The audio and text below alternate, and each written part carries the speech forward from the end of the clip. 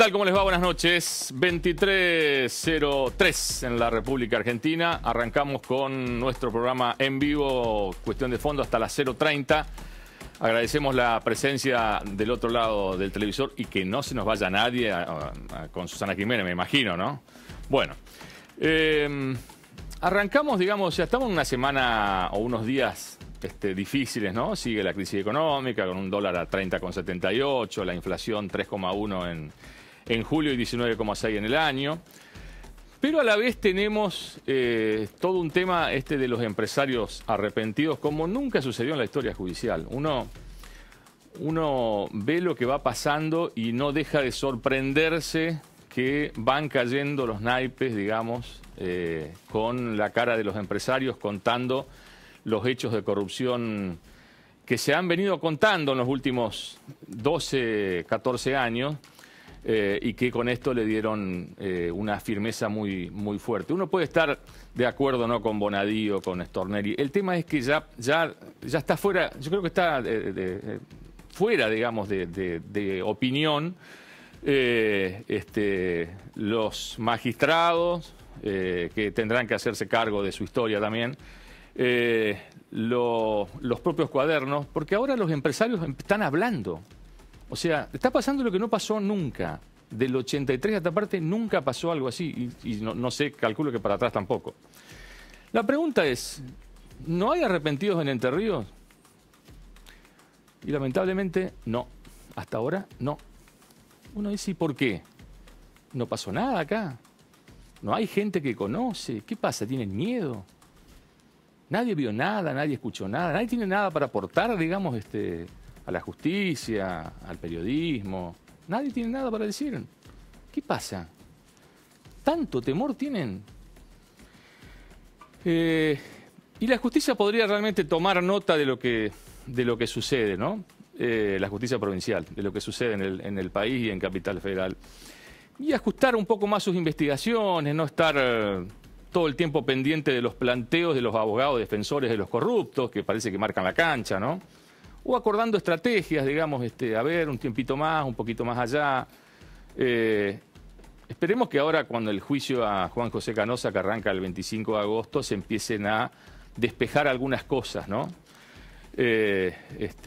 Porque, digamos, estamos hablando de un hombre que estuvo en la segunda línea de poder de Uribarri, que puede terminar condenado y una condena muy parecida a la de Vudú, si se quiere, ¿no?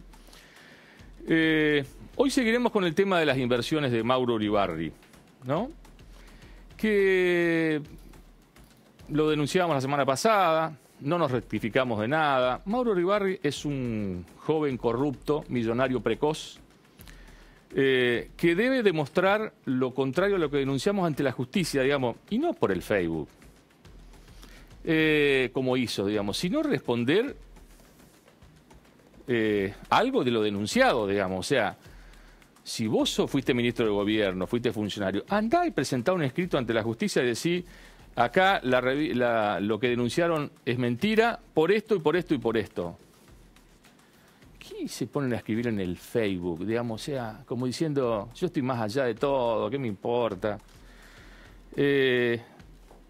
Porque fue lo único que hizo Mauro, el hijo del gobernador, y atrás fueron, digamos, 110 opinadores, digamos, que muchos serán empleados de él, obviamente, ¿no? O han estado con él.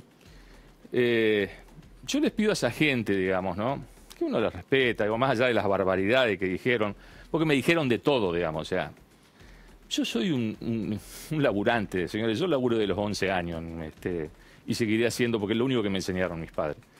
Yo le diría a esa gente que mire un poco a la distancia, ¿no?, que se pregunten algunos de ellos, ¿cómo alguien antes de los 30 años, con un año de laburo, tenía y tiene 2 departamentos en Punta del Este que hoy salen más de $500.000 cada uno?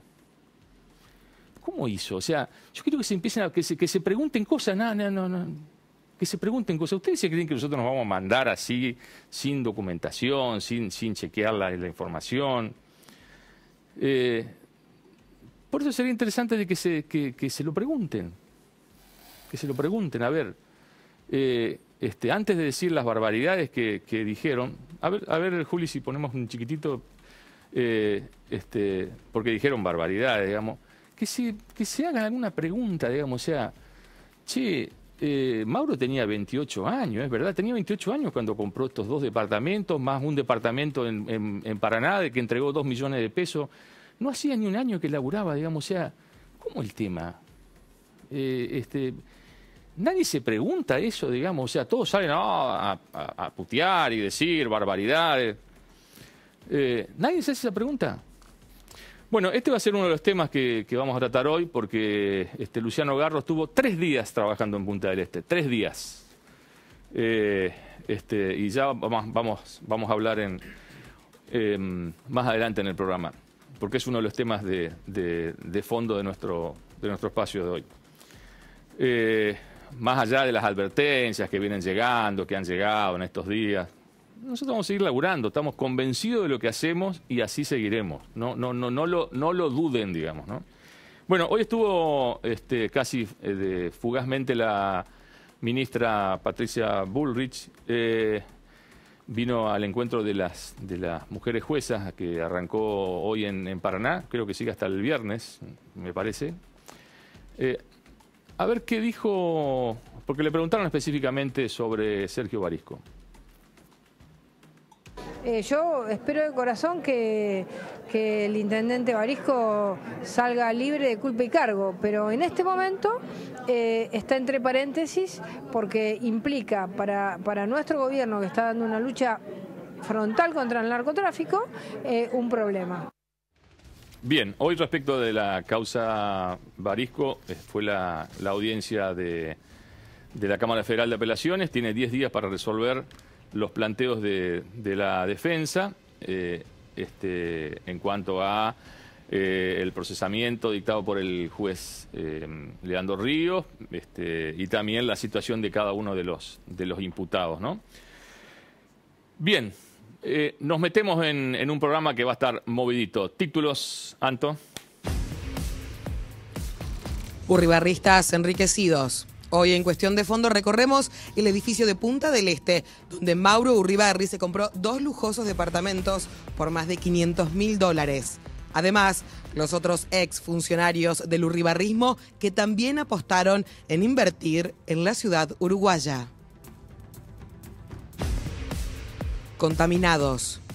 Vecinos del barrio San Carlos de Nogoyá están preocupados por los fuertes olores y efluentes que emanan 2 empresas locales. Después de 5 años, la provincia ordenó a los responsables un reordenamiento ambiental, pero aún persisten los problemas. Se esperan avances de la justicia. Patrimonios bajo sospecha. Son secretas, pero por orden judicial se abrieron las declaraciones juradas de 10 funcionarios. Están sospechados de haberse enriquecido de manera ilícita a costa del Estado. Hoy, en Cuestión de Fondo, te contamos quiénes son las personas que están bajo la lupa. Bien, el bloque del reportaje hoy va a ser con 2 abogados que han sido en los últimos años los únicos que, o casi los únicos que han denunciado los hechos de corrupción que se fueron conociendo, que fueron saliendo a la luz pública. Hablo de los doctores Rubén Pagliotto y Guillermo Mulet. Pero antes, buenas noches a los señores panelistas, ¿cómo andan? Bien, hay varios temas para tratar. Sé que han laburado en profundidad cada uno. ¿Qué pasa con las redes sociales y los números de teléfono, Anto? La gente que tiene que llamarnos acá y no a Susana. A ver. Esta noche pueden comunicarse con Cuestión de Fondo a través de nuestras redes. Estamos en Facebook, somos Cuestión de Fondo. Tenemos WhatsApp y es 3435-057-153. Nuestra línea directa 0343-423-5081. Estamos en Instagram como @cuestiondefondo2 y también en Twitter como @cuestiondefondo con un 2 al final. Bien, 23:12 minutos. Buenas noches, Pagliotto, Mulet. ¿Cómo andan? Buenas noches, muy bien. Bueno, ¿cómo están mirando todo esto que está pasando con los empresarios arrepentidos? Bueno, yo en realidad no lo miro con asombro, sino que era parte de algo que se tenía que descubrir. Y ¿Ustedes creían de que iba a pasar esto? Sí, Mulet? cuando la justicia se pusiera los pantalones largos y un poco actuaran como el juez Moro de Brasil en el lavajato en cuanto a las prisiones preventivas, yo entiendo que los empresarios se iban a quebrar y iban a hablar. Quizás me asombra la cantidad de empresarios que se vienen arrepentidos, más allá de algunos que tienen la estrategia de decir que fueron aportes para la campaña y no coimas. Pero en sí los hechos no me asombran en absoluto, porque la misma matriz de corrupción que se dio a nivel nacional se dio exactamente en la provincia de Entre Ríos, el mismo sistema. Y hoy vos hablabas del tema de la justicia. Yo creo que hay que hacer una distinción, sobre todo a partir de la reforma del Código Procesal Penal de la Justicia. Hoy la investigación recae pura y exclusivamente en la cabeza del Procurador General de la provincia, el doctor García. Y a 2 años y 8 meses de haber instado la primera denuncia con respecto a Uribarri y su posible enriquecimiento ilícito, hoy no hay novedades más allá de algunas causas menores. Entonces entiendo que no hay una política criminal de persecución hacia los delitos de corrupción, al menos no existe de manera adecuada. Los tiempos los maneja el procurador con sus fiscales, al punto tal que lo sacaron a Brugo para darle celeridad a la causa y no se ha visto ninguna celeridad poniendo un fiscal que puede tener muy buena voluntad, pero le falta experiencia. Y a Brugo se sumó la salida de Canepa también. Y a Brugo que asciende, digamos, a camarista. Que asciende a camarista. Pero es un hueco importante. Digamos, pero por otra parte, la asociación ilícita que existió en Entre Ríos es de manual. La asociación entre empresarios que caracterizaron la obra pública, entre los negocios contra el Estado. Hay 4 o 5 empresas. Tanto cuesta revisar las obras públicas más emblemáticas de la provincia de Entre Ríos, ver cómo se redeterminaron los precios, ver los adelantos financieros, como se los planteó yo un fiscal, que creo que está investigando muy bien la cuestión de las 20 cuadras de Santa Elena. El sistema de los planes más cerca, más ciudad, más nación, es exactamente el mismo. En todos los lugares se da exactamente el mismo. Un sobreprecio estrafalario entre el 50 y el 40% de la obra pública, y no se han dignado a investigar los adelantos financieros. Esos adelantos financieros tienen cierta trazabilidad porque necesariamente al cobrarlo con un cheque retiran el efectivo. Si las empresas no tienen la contraprestación de la factura, ahí hay un indicio importante que la empresa pagó una coima. No se han investigado los inspectores. Todavía no se ha investigado qué ha pasado con los organismos de control, cómo a través de 8 años que gobernó Uribarri, nadie de los organismos de control denunció absolutamente nada, nadie vio nada. Los inspectores de obras que certificaron las obras. Bueno, entonces creo que falta una política.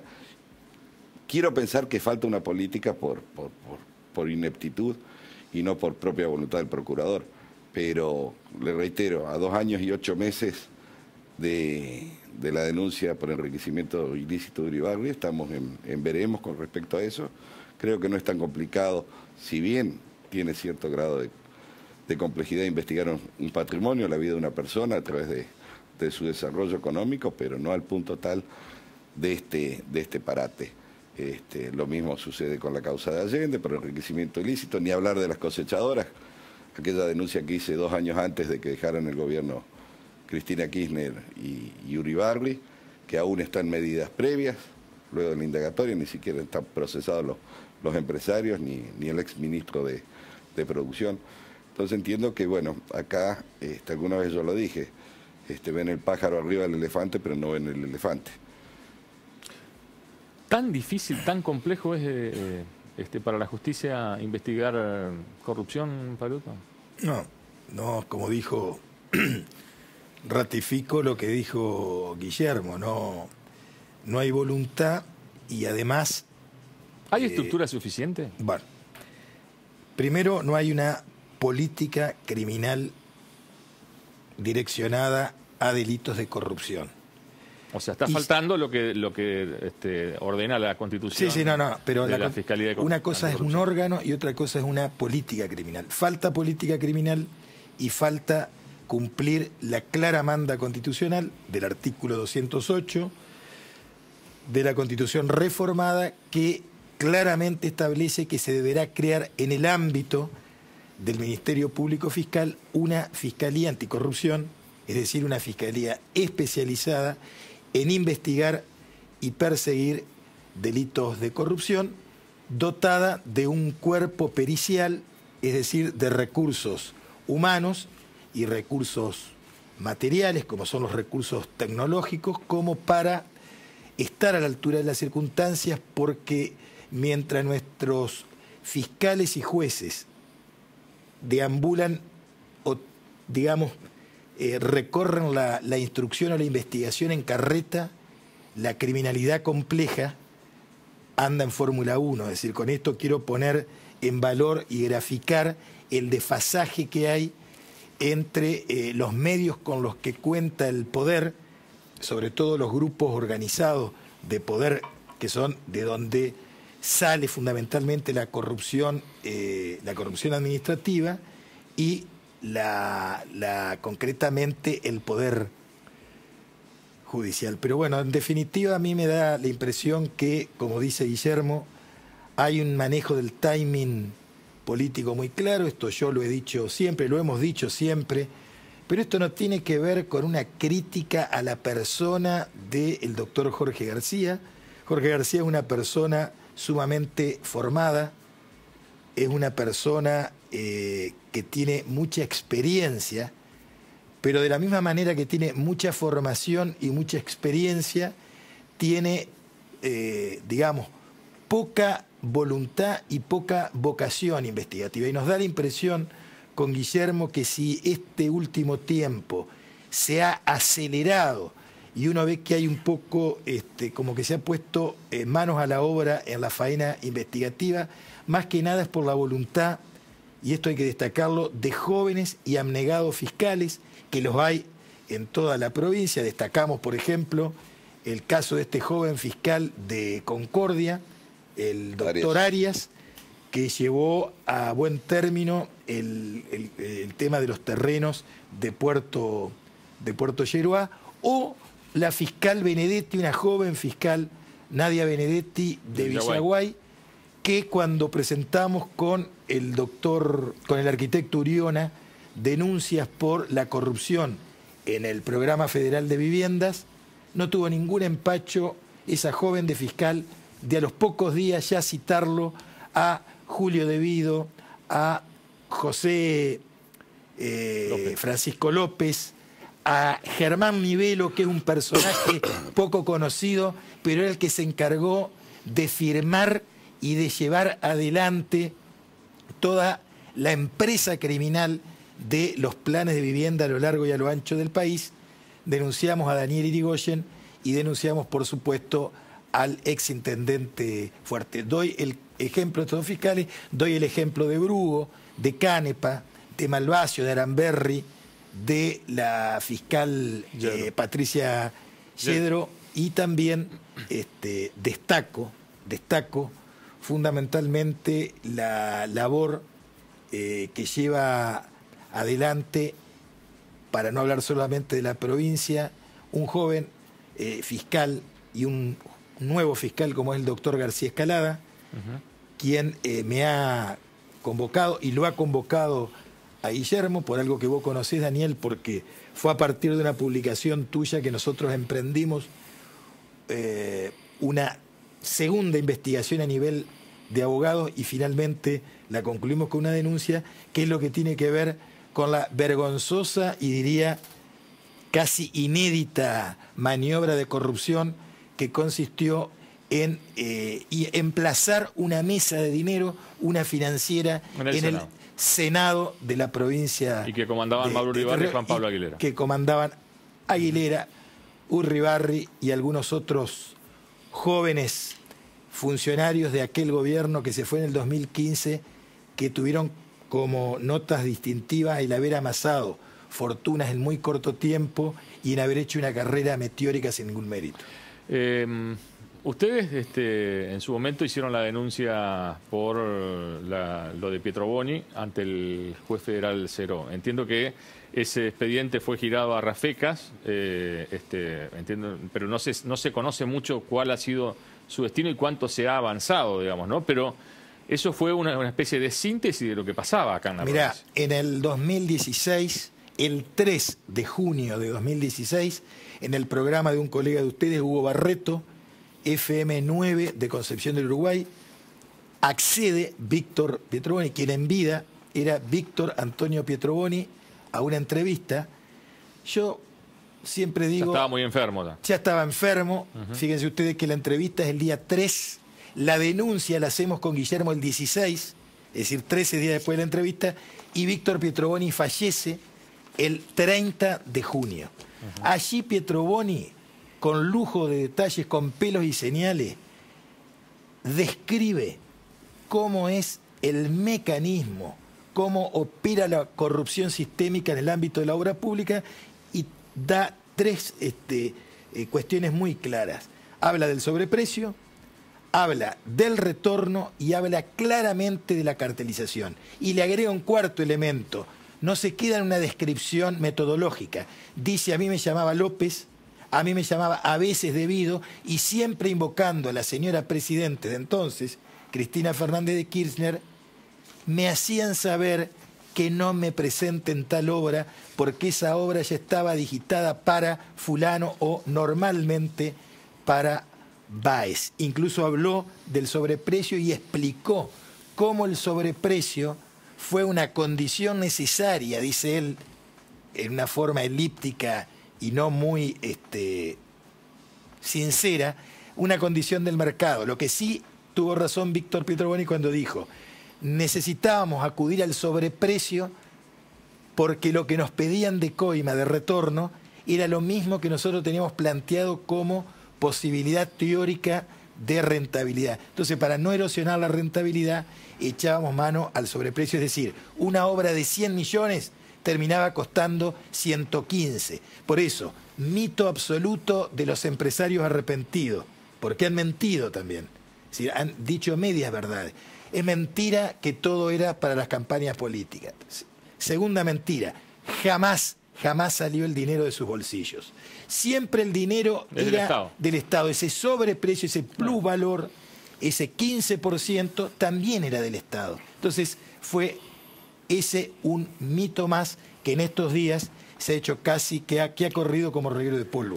Pero aparte hay que tener en cuenta otra cuestión que yo lo vengo planteando hace rato. Hay que investigar la redeterminación de precios, porque una vez que estaban enviciados, ya no solo era el sobreprecio del 20 o del 15%, sino que la obra redeterminaba precios bajo el llamado factor K, donde determinados materiales, por el transcurso del tiempo que demoraba la obra, autorizaban a cobrar sumas mayores de dinero. Entonces una obra que había sido licitada en 120 millones de pesos, pueden ver el Hospital de Gualeguaychú, el Parque Industrial de Gualeguaychú, otras tantas obras más, el acceso norte que hace 20 años se está haciendo acá, y lo inauguran por tramos cada gobierno que pasa, ahí se van a dar cuenta que una obra que era licitada por 120 millones termina siendo pagada 500, 300 o más. Entonces, hay un patrón de corrupción, hay una asociación ilícita, había una persona que mandaba recaudar a los funcionarios y hay una serie de partícipes, entre los que están los empresarios, que no entiendo por qué todavía no han sido investigados a fondo, que participaban de esta juerga, ¿no es cierto? Al punto tal que se habla que solamente para la campaña del Soñador juntaron 50 millones de dólares. Mañana, Daniel, mañana... Sí, ustedes viajan a Buenos Aires, a Comodoro Pi, ¿no? Mañana viajamos a Comodoro Pi, vamos a presentarle al doctor Bonadío, secretaría del doctor Rodríguez Varela, un bastante extenso escrito donde explicamos todas estas cuestiones, pero el insumo probatorio más importante son las declaraciones de quien en vida fuera Víctor Pietroboni. Y vamos a agregar un elemento que hasta ahora, por lo menos ustedes me corregirán si ha salido a la luz, dentro de los parámetros de la metodología o sistema de corrupción, nos enteramos que cuando Pietroboni, y todos por supuesto, iban a pagar el retorno al lugar que fuere, un hotel, una playa de estacionamiento o en el mismo edificio de el Ministerio de Planificación Federal, pagaban, es decir, dejaban el dinero y se traían por un valor equivalente al dinero, no sé si exactamente el mismo valor, pero un valor equivalente para compensar la coima que pagaban, se traían crédito fiscal, es decir, se traían facturas truchas para poder luego descontarlas cuando se hace, por supuesto, la liquidación de ganancias o cuando se hace jugar IVA crédito, IVA débito. ¿Esto por qué viene a cuento? Porque acá sumamos a un integrante más de esta verdadera asociación ilícita conformada para saquear en forma sistemática al Estado. Nada más y nada menos que a Ricardo Echegaray.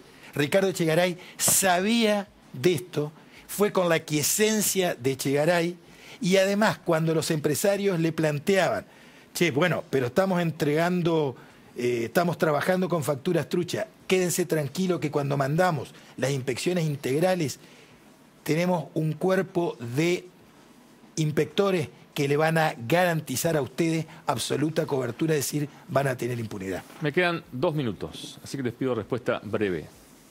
¿Ustedes creen que en algún momento puede haber algún o algunos arrepentidos aquí en Entre Ríos? Yo creo que sí, y ya incluso, no voy a dar nombres, voy a mantener el secreto de causa, pero en una causa que ya pronto va a juicio, hubo de facto un arrepentido.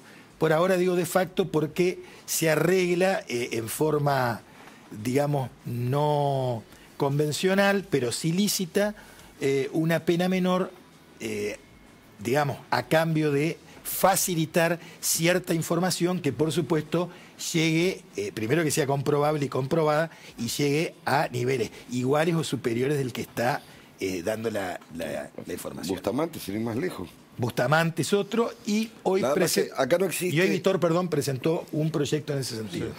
Sí. No existe la ley del arrepentido o el supuesto del arrepentido. Claro, lo que se hace aquí son los juicios abreviados, donde se reconoce la culpabilidad. Así el intendente de Puerto Yerbá, Sebey, junto a parte de su familia y la secretaria de Hacienda, otros reconocieron la culpabilidad y terminaron con una condena de 3 años de suspenso. Y el abogado del municipio, Julio Larroca, que ahora está imputado en otra causa, no la reconoció y terminó con una condena de 5 años. Yo lo que espero ciertamente es verlos pasar por el banquillo de los acusados y bueno, si son inocentes que lo declare un tribunal, pero que finalmente se los juzgue. Bien, gracias a ambos. Seguimos con un tema cercano. Oscar Londero, ¿qué pasa con el tema de las declaraciones juradas? Sí, hay mucho vínculo entre lo que hablábamos recién acerca de causas por presuntos enriquecimientos ilícitos y las declaraciones juradas patrimoniales de los funcionarios públicos, porque solamente se pueden abrir en caso de que haya un pedido expreso por parte de la justicia en el marco de una investigación, porque desde el año 1953 son secretas. Esto lo establece una ley, la 3.886, que está vigente desde el año 1953, que establece un sistema anacrónico, porque cuando uno repasa lo que es el sistema de control y resguardo de las declaraciones juradas patrimoniales, no solamente a nivel nacional, sino en otras jurisdicciones provinciales, se encuentra con que hay declaraciones juradas públicas o semipúblicas, que es algo que no se registra en la provincia de Entre Ríos. Así que vamos a ir repasando en este informe cuáles han sido justamente esos sobres lacrados que estaban bajo control y custodia de la Contaduría General de la provincia, que se abrieron entre diciembre de 2015 y agosto de este año. Esa es información que obtuvimos en respuesta a un pedido de acceso a información pública que presentamos ante la Contaduría General de la provincia el 1 de agosto pasado. En esta primera placa vamos a ver a una de las personas que está justamente siendo investigada por presunto enriquecimiento ilícito y cuyo sobre en la escribanía, en la Contaduría General de la provincia fue abierto. El caso del ex gobernador Sergio Uribarri, presidente de la Cámara de Diputados. La apertura de ese sobre fue requerida por los fiscales Santiago Brugo y Patricia Yedro en el marco del legajo 24.685, caratulado Pagliotto Rubén, Mulet Guillermo, sobre su denuncia. Y además de investigarse el presunto enriquecimiento ilícito de Uribarri, también se incluyó en ese expediente a su hijo Mauro, ex ministro de Gobierno, y al ex secretario administrativo del Senado, Juan Pablo Aguilera. En todos los casos, Brugo y Yedro pidieron copias de las declaraciones juradas patrimoniales desde el año 2007 en adelante. Ahora vamos a ver otro documento en este caso del año 2008, y que tiene que ver con el registro de la declaración jurada patrimonial de Urribarri. Ese documento que se está viendo en pantalla lo obtuvimos como respuesta a un pedido de acceso a información pública. Presentado en el mes de marzo de 2008, a poco de comenzada la primera gestión de Urribarri. ¿Por qué? Los funcionarios públicos tienen obligación de informar sobre la conformación de sus patrimonios hasta dentro de los 30 días posteriores a la asunción al cargo. Entonces fuimos en el mes de marzo a preguntar quiénes de las autoridades estatales que formaban parte de la gestión de Urribarri habían presentado su declaración jurada. La respuesta al pedido de información fue el 11 de abril de 2008. Y la presentación de la declaración jurada de Urribarri fue el 10, un día antes. Y ya ha agotado el plazo de 30 días hábiles que establece la ley 3.886 para presentar las declaraciones juradas patrimoniales. Ahora vamos a ver a otro de los personajes involucrados en esta causa, Mauro Urribarri. Según la escritura 993, que elaboró la Escribanía Mayor de Gobierno el 28 de diciembre de 2015, había informado solamente en una oportunidad sobre la conformación de su patrimonio. Esa declaración fue presentada ante la Contaduría General de la provincia mientras cumplía funciones como secretario en el Senado. Y la Contaduría no dijo en su respuesta al pedido de acceso a información pública si hubo por parte de los fiscales una solicitud adicional de información, como ha sucedido en otras causas. El tercer personaje involucrado en este expediente, Juan Pablo Aguilera, a quien estamos viendo en pantalla, cuñado del exgobernador y presidente de la Cámara de Diputados, Sergio Urribarri. Y actual secretario parlamentario del bloque del Frente para la Victoria en el Senado. Aunque hace más de un año que no va, ¿eh? O sea, salvo que haya ido después que le reveláramos eso. Bueno, la apertura de su sobre en la Escribanía Mayor de Gobierno se efectuó también el 28 de diciembre de 2015, Día de los Inocentes. La apertura quedó registrada en la acta número 993 que elaboró la Escribanía Mayor de Gobierno, y también, como en el caso de de sus familiares, Sergio y Mauro Urribarri, los originales fueron entregados a la justicia y las copias certificadas quedaron bajo custodia de la Contaduría General de la provincia. Ahora vamos a pasar a otro exfuncionario. Estamos hablando de Martín Fernández, un amigo de acá. Un amigo de Garro. Justamente, del joven Garro, sí, quien a través de un extenso artículo en la revista Análisis dio cuenta del crecimiento patrimonial de este exgerente del Instituto del Seguro. El 22 de diciembre de 2015, el fiscal Álvaro Piérora, en el marco de una causa caratulada Actuaciones de Oficio sobre enriquecimiento ilícito, pidió copia de la declaración jurada patrimonial de Fernández y también exigió a la Contaduría General que le brindara información sobre la esposa de Fernández, Julieta Bailo. Pero ahí se dieron cuenta de un detalle: no era funcionaria pública, por lo tanto no tenía obligación de presentar una información sobre su patrimonio ante la Contaduría General de la provincia. En este caso, como sucedió en otros, el original quedó guardado en custodia de la Contaduría General y al Ministerio Público Fiscal se le entregó una copia certificada por la Escribanía Mayor de Gobierno. Vamos a otros funcionarios. En este caso, el secretario del Presupuesto y Finanzas de la provincia, Luis Herbes, está siendo investigado por el fiscal Ignacio Aramberri, también por presunto enriquecimiento ilícito. Y en esta investigación está involucrada su esposa, Lucrecia Sutión, que es fiscal de cuentas del Tribunal de Cuentas de la provincia. Mediante el acta 623, la Escribanía Mayor de Gobierno registró la entrega de los originales correspondientes a las declaraciones juradas patrimoniales que Herbes presentó en agosto de 2007, mayo de 2011, el 24 de julio de 2014, el 2 de junio de 2015 y el 14 de junio de 2016, coincidiendo con los sobres que están registrados a nombre de su esposa, Lucrecia Sutión. Pero después hubo una ampliación de información, porque el Ministerio Público Fiscal le exigió más detalles a la Contaduría General de la provincia y pidió las declaraciones juradas patrimoniales en original que Herbes presentó entre los años 1995 y 1999. En ese caso, y ahí tenemos que cambiar de placa, se abrieron sobres identificados con las claves alfanuméricas E184 del 7 de septiembre de 1999, otra de marzo de 2004, También las que decía de 1995 y 1999. Capaz que había una diferencia, ¿no?, entre la realidad y aquella época. Sí, además que Herbes lleva mucho tiempo cumpliendo funciones como autoridad en el Ministerio Claro, de arrancó Economía. con el exministro Lalo Macri, Eduardo Macri. Bueno, otro funcionario investigado por presunto enriquecimiento ilícito es el diputado provincial Pedro Báez, exministro de Cultura y Comunicación. Su información sobre el patrimonio fue requerida por el fiscal Juan Malvasio. Se entregaron desde la Contaduría General de la provincia sobres correspondientes a una declaración de febrero de 1998, otra del 25 de abril de 2008, una del 8 de enero de 2016 y una que presentó Báez el 1 de febrero de 2016. Los funcionarios públicos tienen obligación de presentar su declaración jurada patrimonial al comienzo y al final de la gestión y pueden hacerlo en cualquier otro momento siempre y cuando haya una modificación sustancial del patrimonio. Eso es lo que dice la ley 3.886. Así que bueno, también la Contaduría General de la provincia aportó información en el marco de la causa por presunto enriquecimiento ilícito de Báez.